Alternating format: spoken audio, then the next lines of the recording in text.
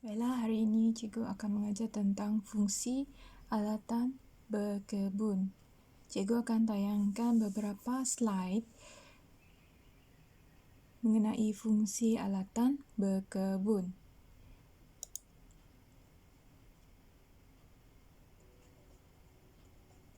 Okey, tajuk hari ini adalah fungsi alatan berkebun.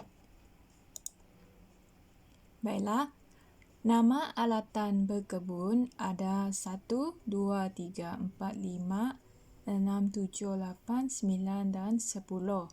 Antaranya sudip tangan, serampang tangan, pongkes, penyiram, sarung tangan, cangkul, skateboard, pencakar, penyodor dan kereta sorong. Baiklah, nombor 1 ialah sudip tangan. Ini adalah contoh gambar sudip tangan ataupun dikenali sebagai hand trowel. Baiklah, apa fungsi sudip tangan? Untuk mengorek tanah dan untuk memindahkan benih tanaman ataupun medium. Alatan yang kedua iaitu serampang tangan. Ini adalah contoh serampang tangan. Kemudian, fungsi dia adalah untuk menggemburkan medium atau tanah. Untuk makluman murid-murid sekalian, gambar kamu kena lukis gambar yang senang kamu faham. Tidak perlu cetak gambar, lukis gambar yang senang. Kemudian, ini adalah gambar pongkes. Apa tujuan dan fungsi pongkes? Yang pertama, untuk mengangkut rumput yang dicabut dan untuk mengangkut medium tanaman. Seterusnya, penyiram. Baiklah, gambar ini adalah gambar yang selalu anda lihat untuk menyiram tanaman seperti pokok, bunga dan tanaman lain.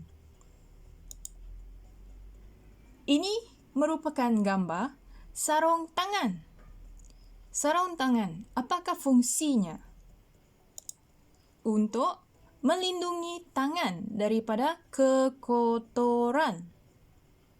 Baiklah. Seterusnya, gambar. Ini menunjukkan gambar cangkul.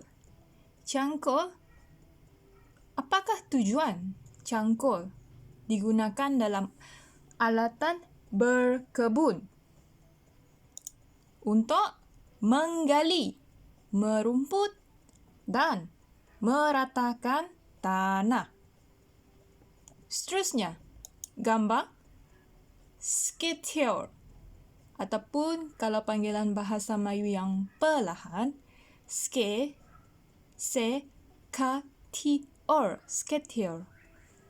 Apakah tujuan bahan ini? Untuk mencantas hujung dahan dan ranting pokok. Mencantas itu maksudnya memotong. Seterusnya, gambar pencakar. Apakah fungsi pencakar? Untuk membersihkan rumput dan mengumpulkan sampah.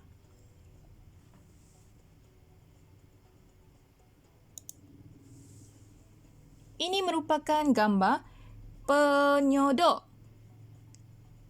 Apakah tujuan penyodor? Untuk mengalihkan anak pokok, melonggarkan tanah dan menggali lubang.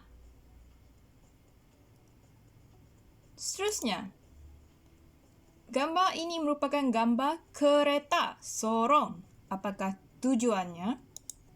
Untuk mengangkat bahan medium. bahan organik dan kompos. Seterusnya,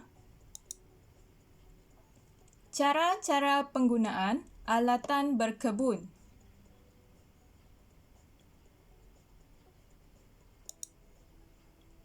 Yang pertama, pegang hulu sudip tangan. Ini merupakan gambar sudip tangan. Buat lubang di tengah-tengah medium. Tanam biji benih di dalam lubang tersebut. Yang kedua, pegang hulu serampang tangan. Serampang tangan yang ada 1, 2 dan 3. Dia macam garpu ataupun garfu. Gemburkan medium di sekeliling anak pokok. Baiklah makluman untuk murid-murid. Medium merupakan tanah. Medium dan tanah adalah sama. Yang ketiga,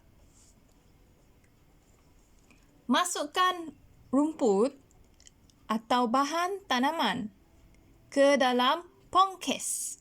Pongkes yang warna kuning tadi, baiklah kamu tengok ada rumput, bahan tanaman di dalam pongkes.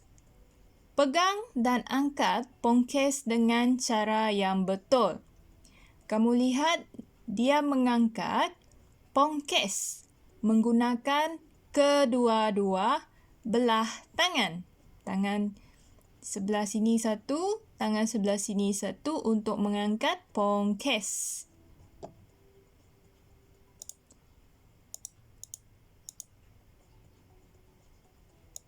Dan yang terakhir,